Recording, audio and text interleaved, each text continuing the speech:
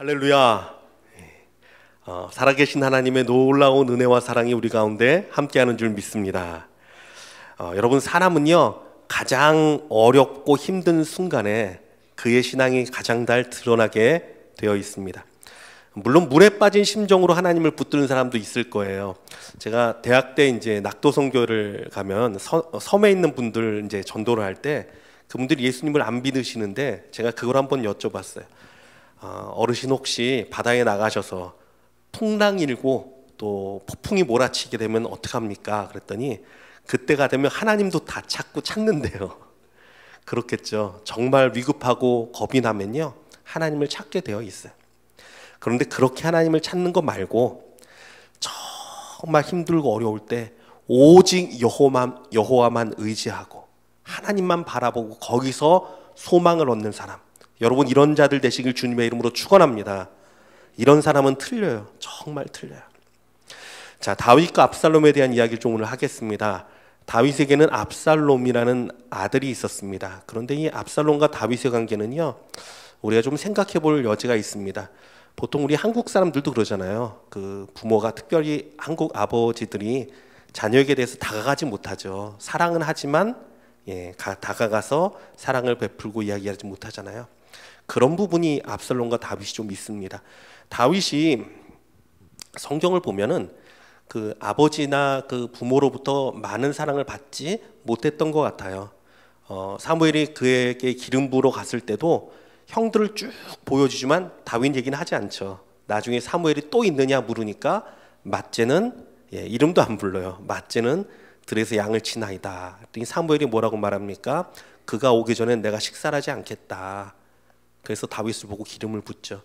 또 어떤 사건이 있었습니까? 형들이 전장에 나가 있을 때 골리앗이 이제 등장할 때죠. 블레셋과 전장에 나가 있을 때 아버지 이새가 다윗에게 떡과 그걸 이제 그 마른 건포도인가 이걸 갖다 주라고 싸줍니다. 싸주면서 뭐라고 얘기하냐면은 가져다 주고 증표를 갖고 오라 그래요. 막내 아들을 보내는데 증표를 갖고 오라 그러는 게 전 참 마음에 참 서운했겠다라는 생각이 들었어요.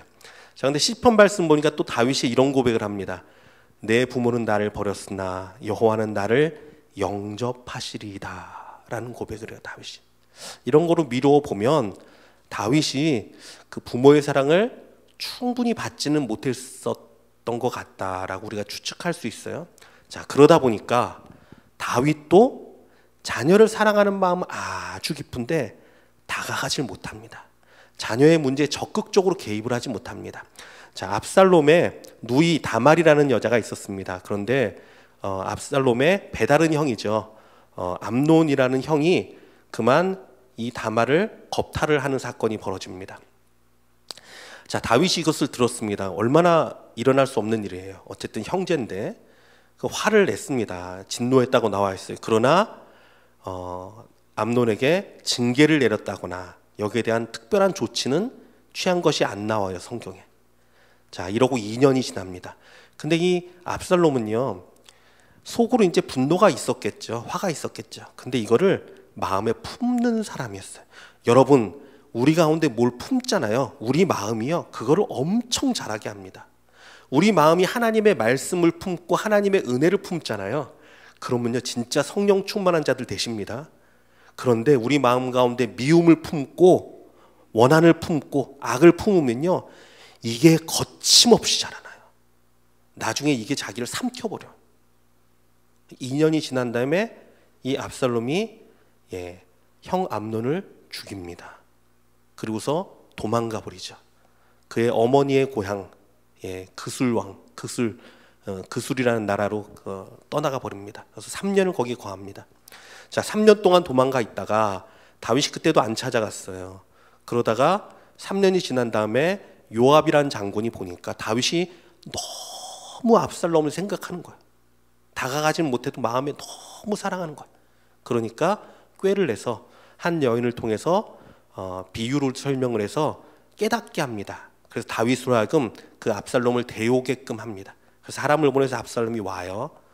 그런데 데려오면 어떻게 됩니까? 다윗이 다가가서 만나고 혼을 내든지 용서를 하든지 해야 되는데 데리고 와서도 2년 동안 얼굴을 비추지 않습니다. 총 5년이 됩니다.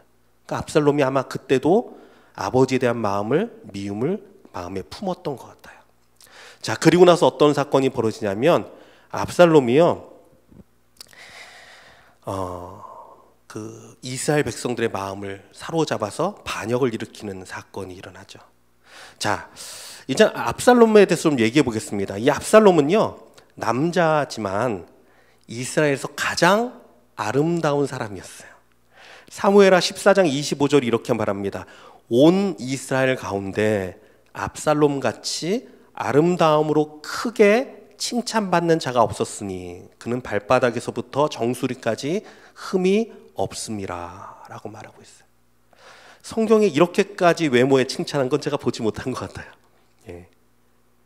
압살롬이라는 사람이요, 너무 아름다웠습니다.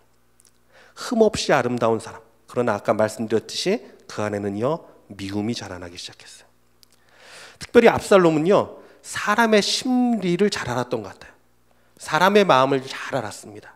그러니까 어떻게 백성의 마음을 훔치기 시작했냐면, 억울하거나 곤란에 처한 사람들을 마음을 사기 시작합니다. 사람이 그렇잖아요. 뭔가 억울하고 화나고 답답하고 그러면 누군가가 내 얘기를 들어주고 내 편이 돼주면 마음이 쑥 넘어가게 돼 있어요.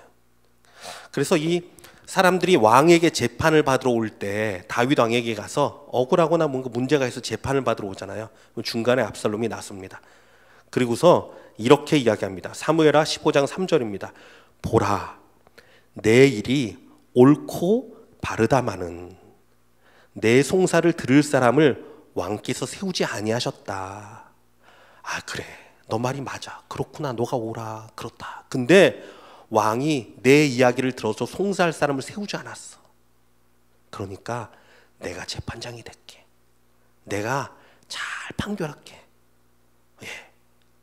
자, 그러면 그 다음에 이 사람이 어떻게 하죠? 재판장 앞에 엎드리게 돼 있지 않습니까? 그래서 엎드리려 그래. 그러면 성경을 보니까 이 압살롬이 어떻게 했냐면 엎드리려는 사람에게 달려가서 그 손을 잡고 그리고 입 맞췄다 그랬어요. 야, 여러분, 이스라엘에서 가장 아름답기로 소문난 존귀한 이 왕자가 미천한 자에게 달려와서 손을 잡아주고 입을 맞춰주고 또 아무도 들어주지 않을 자기의 억울한 일들을 다 들어주고 위로하는 거예요. 그럼 어떻게 될까요? 마음이 완전히 넘어가죠. 예. 얼마나 눈물이 나고 얼마나 고맙고 얼마나 황송하겠어요. 그렇게 이 압살롬은요, 4년 만에 온 이스라엘 사람들의 마음을 다 휘어잡습니다. 참 대단한 사람이 온 이스라엘의 마음을 다 휘어잡았어요. 그리고서 반역을 꾀했습니다. 자, 그러나 다윗을 한번 살펴보자고요. 압살롬이 반역을 꾀해서 군대를 모아서 예루살렘을 치러 올 때 이 다윗은요, 궁을 버리고 도망갈 수밖에 없었습니다. 아마 다윗의 인생 가운데 가장 비참하고 가장 힘들었을 거예요. 왜? 적군도 아니고 자기의 사랑하는 아들이 자기를 향해 칼을 거누는 것을 바라보면서 도망가야 했으니까. 쏟아지는 절망과 후회 가운데 그는 또 어떻게 나라를 다시금 회복시켜야 되는가, 내가 어떻게 다시 예루살렘에 들어올 수 있을까라고 생각하지 않았을까요? 자, 그런데 사람의 마음을 훔쳤던 압살롬과는 다르게 다윗의 행동을 살펴보면요, 참 답답해 보이는 구석이 있어요. 자신에게 찾아온 가드 사람 이때라는 위대한 장수가 있거든요. 근데 그 장수를 돌아가라고 말을 하고요, 그 장수에게 여호와의 법궤를 메고 온 사독과 제사장들에게 그 법궤를 다시금 예루살렘에 가져다 둬라라고 말을 하고, 자신을 따라오면서 저주했던 시므이라는 사람에게는요, 아무 반응도 하지 않았어요.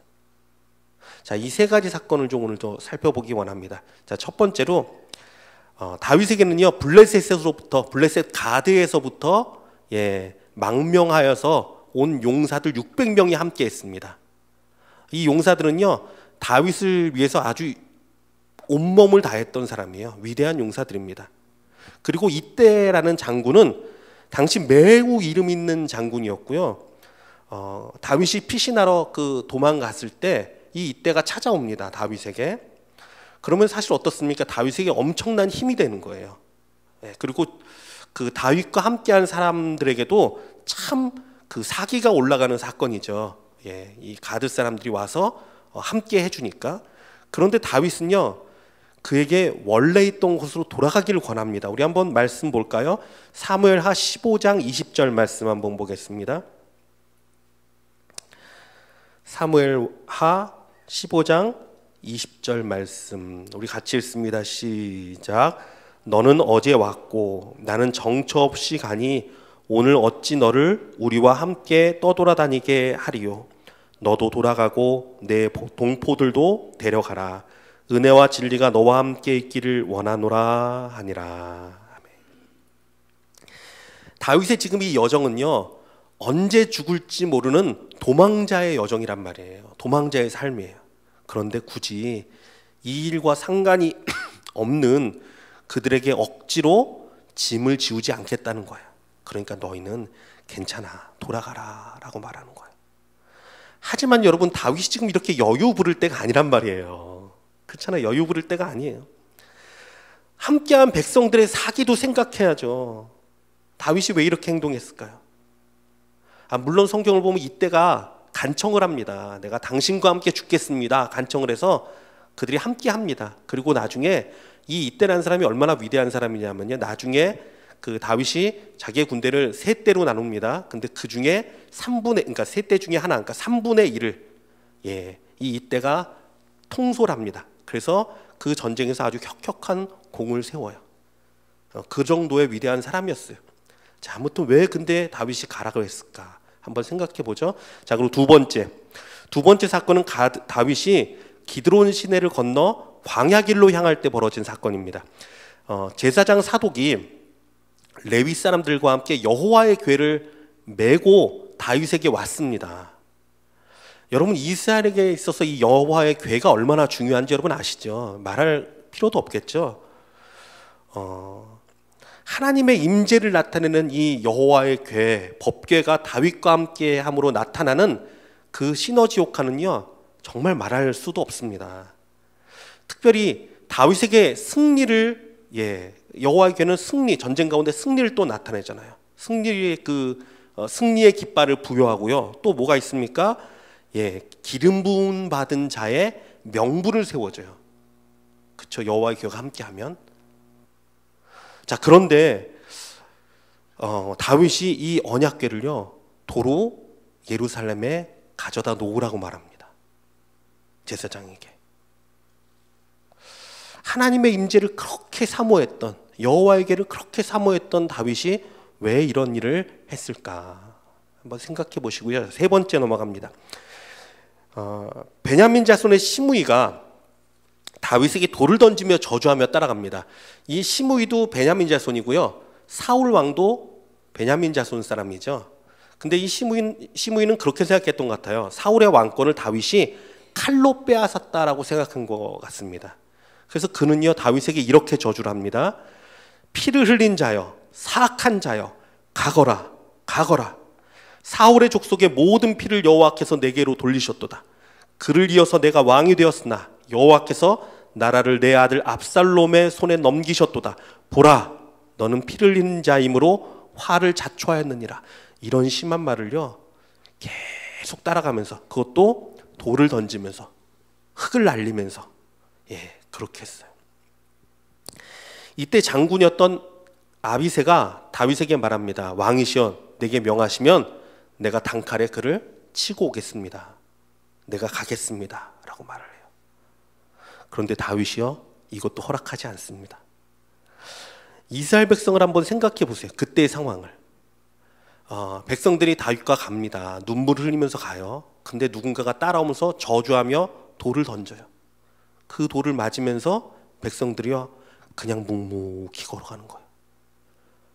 야, 얼마나 그 비참하게 만드는 일입니까? 여러분, 그러나 다윗은요, 이러한 이해하기 힘든 모습을 보이는 이유가 있어요. 그는요, 철저하게 하나님만 바라봤습니다. 하나님에게만 소망을 뒀어요. 그래서 이 일들이 일어난 거예요. 다시 한번 살펴볼게요. 일반적으로 사람들은요, 다급하고 어려운 일이 있으면 지푸라기라도 잡으려고 애를 씁니다. 그렇겠죠. 내가 급하니까 어떤 사람이든 붙들어야 되고 어떤 일이든 내가 붙들어야 되고 뭔가 나를 도와줄 수 있는 거라면 지푸라기라도 잡으려고 그래. 이게 사람의 마음이에요. 그런데 다윗은 알고 있었습니다. 오직 하나님이 손을 내밀어 주시지 않으면 구원은 어떤 것으로도 일어나지 않습니다. 여러분 기억하기 원합니다. 다른 데서 있는 게 아니에요. 오직 하나님이 붙들어 주셔야 돼요. 오직 하나님이 역사하셔야 돼요. 가드 사람 이때와 그의 사람들에게 돌아가라 말한 것도요, 사실은 이것 때문이에요. 전쟁은 사람의 많고 적음에 달려있지 않습니다. 신명기 말씀을 보면 전쟁에 앞서서 너희는 두려워한 자들이 있으면 돌려보내라. 너희 가운데 약혼하고 아직 결혼식을 못한 자가 있느냐? 돌려보내라. 포도원을 만들고서 첫 열매를 따지 못한 자가 있느냐? 돌려보내라. 신명기 말씀이 그렇게 돼 있어요. 왜?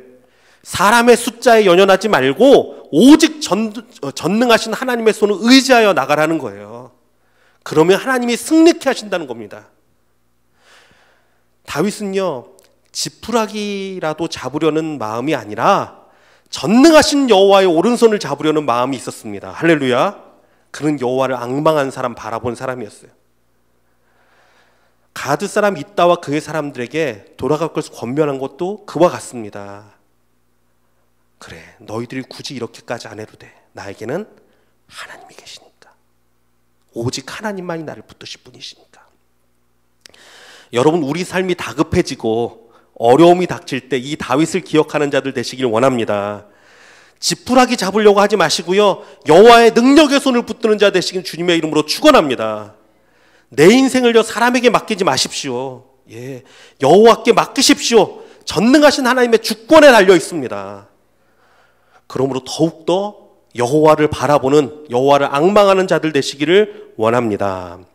자, 두 번째로 여호와의 언약궤를 돌려보낸 다윗의 마음이에요. 사실은 다윗처럼 여호와의 언약궤를 사모한 사람이 누가 있습니까? 그는 하나님의 궤를, 이스라엘 백성이 잊어버렸던 하나님의 궤를 찾아오기도 하였고 그 앞에서 춤을 추며 찬양하며 하나님을 경배하며 왔던 사람이에요. 그러나 여호와 하나님은요, 다윗의 전부이고 소망이고 구원이고 그 자체지 다윗의 소망을 이루기 위한 도구가 되어서는 안 된다는 걸 알고 있었어요. 하나님의 언약과 능력은요, 언약궤를 메고 다니는 데서 있지 않습니다. 오직 그 사람의 마음이 어디 있느냐? 그 사람이 하나님의 말씀과 그의 언약에 그의 마음이 속해 있을 때 그 능력이 임하는 거예요. 다윗은 이것을요, 분명히 알고 있었습니다. 그래서 그는요, 이 언약궤를 예루살렘 원래 있던 곳에 두라고 말합니다. 나와 함께 하게 하지 말고 거기다 모셔둬라. 그리고서 사독에게 이렇게 말합니다. 사무엘하 15장 25절 말씀, 사무엘하 15장 25절 26절 같이 보겠습니다. 15장 25, 26 시작. 왕이 사독에게 이르되 보라, 하나님의 궤를 성읍으로 도로 메어 가라. 만일 내가 여호와 앞에서 은혜를 입으면 도로 나를 인도하사 내게 그 궤와 그 계신 데를 보이시리라. 그러나 그가 이와 같이 말씀하시기를 내가 너를 기뻐하지 아니한다 하시면 종이 여기 있사오니 선히 여기신 대로 내게 행하시옵소서 하리라. 아멘. 이것이 다윗의 마음이에요. 내가 여호와 하나님께 은혜를 입었으면 내가 다시금 그 전에 하나님을 배웁도록 하나님이 나를 인도하실 거야. 나의 전부이신 하나님이 나를 인도하실 거야. 그러나 만에 하나 하나님이 나를 기뻐하지 아니하시면, 하나님 내가 여기 있으니, 하나님 손에 있으니 하나님이 내게 원하시는 대로 행하시옵소서. 이게 다윗의 마음이에요. 사랑하는 성도 여러분, 우리도 마찬가지입니다. 여러분의 소망, 여러분의 꿈, 여러분의 모든 것의 핵심이 여호와 하나님이기를 원합니다. 예, 하나님이 전부가 돼야 돼요. 오늘 여러분 이 자리에 예배 드리러 와 있습니다. 여러분 이 자리에 왜 와 계시겠죠? 왜 예배 드리러 이 자리에 와 계시죠? 은혜 받기 위해? 여러분 다른 이유가 아니라 하나님을 사랑하기 때문에 이 자리에 와 있는 자들 되시길 원합니다. 하나님이 나의 전부예요. 하나님이 나의 모든 것이, 나의 꿈과 나의 소망이 우리 아버지, 우리 하나님이에요. 그래서 내가 다른 이유가 아니라 하나님을 예배하는 게 나의 기쁨이고, 하나님을 찬양하는 게 나의 기쁨이고, 하나님을 사랑하는 게 나의 모든 것이 되고, 여러분 이러한 자들 되시길 주님의 이름으로 축원합니다. 잘못하면요 하나님을 수단으로 생각합니다. 내 꿈을 이루기 위해, 내 목적을 이루기 위해. 그거 아니에요. 하나님이 전부가 돼야 돼요. 그럼 하나님이요 모든 거 우리한테 주시는 분이십니다. 그 무엇도요 이 순서를 바꿀 수 없어요. 다윗은 모든 환난과 고난 가운데도 이 유혹에 넘어가지 않았습니다. 내 소망, 나의 꿈, 나의 강구, 이 모든 것보다 주님을 사랑하는 것이 가장 우선이 되었습니다. 이것이 다윗의 마음이에요. 자, 세 번째로 다윗은 그를 저주하는 시므이를 그냥 두었습니다. 그런데 이 다윗의 마음이 있어요. 사무엘하 16장 12절 말씀, 16장 12절 말씀 같이 읽습니다. 시작. 혹시 여호와께서 나의 원통함을 감찰하시리니 오늘 그 저주 때문에 여호와께서 선으로 내게 갚아주시리라 하고. 이게 다윗의 마음이었어요. 시므이가 자기를 욕하고 저주하고 하는데 혹시 하나님이 그를 통해서 나를 저주게 하신 것인지 모르잖아요. 내버려둬라. 나의 억울함과 나의 이 마음을 하나님이 혹시나 보시고 나를 긍휼히 여기시고 나를 불쌍히 여겨서 건져내실지 누가 알겠느냐. 여러분 사람들은 있잖아요. 누군가 나에 대해서 비난을 하고 나를 욕하고 나를 괴롭히는 사람이 있으면요 내 생각과 마음이 어디 있냐면 그 사람한테 가 있습니다. 저 사람은 왜 그럴까? 왜 저 사람은 그럴까? 왜 나를 괴롭힐까? 근데 다윗은 특별해요. 거기 가 있잖아요. 하나님께 있어요. 하나님이 어떻게 보실까? 하나님 혹시 나를 긍휼히 여겨서 이 일 때문에 나에게 더 은혜 주시진 않을까? 하나님이 날 붙들어 주시진 않을까? 이게 다윗의 마음이에요. 참 귀하지 않습니까? 시편 37편에서 다윗은 이렇게 노래합니다. 제가 읽어드릴게요. 악을 행하는 자들 때문에 불평하지 말며 불의를 행하는 자들을 시기하지 말지어다. 그들은 풀과 같이 속히 배임을 당할 것이며 푸른 채소같이 쇠잔할 것이미로다. 여호와를 의뢰하고 선을 행하라. 땅에 머무는 동안 그의 성실을 먹을거리로 삼을지어다. 또 여호와를 기뻐하라. 저가 내 마음의 소원을 내게 이루어 주시리로다. 아멘. 이게 다윗의 마음이에요. 여러분 이러한 자들 되시기 원합니다. 악을 행하는 자들 불평하지 마세요. 불의를 행하는 자들 시기하지 마세요. 거기에 마음 두지 마세요. 오직 여호와를 의뢰하고 선을 행하십시오. 그리고 여호와를 기뻐하십시오. 그러면 여호와 하나님이 여러분의 소원을 이루어 주실 것입니다. 이게 다윗의 마음이었어요. 어떠한 상황에도 다윗은요 하나님만을 바라봅니다. 그래 하나님이 계시지, 하나님이 계시지, 내가 왜 거기에 마음을 뺏겨? 아니야, 저 사람은 날 욕하도록 내버려둬도 돼. 하나님이 나를 긍휼히 여기시면 나를 회복하게 하실 거야. 여호와로 인해 기뻐하고 하나님을 바라보고 나아가고. 여러분 인생의 위기와 낙심의 순간에 그 사람의 믿음은 드러나게 되어 있습니다. 사람의 마음을 붙들었던, 사람의 마음을 얻었던 압살롬은요 망하게 되었고, 하나님의 마음을 붙들었던 다윗은 하나님의 긍휼하심을 입게 되었습니다. 여러분 그래서 저와 여러분도 하나님을 생각하는 자들 되시길 원합니다. 오직 여호와를 앙망하는 자는 새 힘을 얻을 것입니다.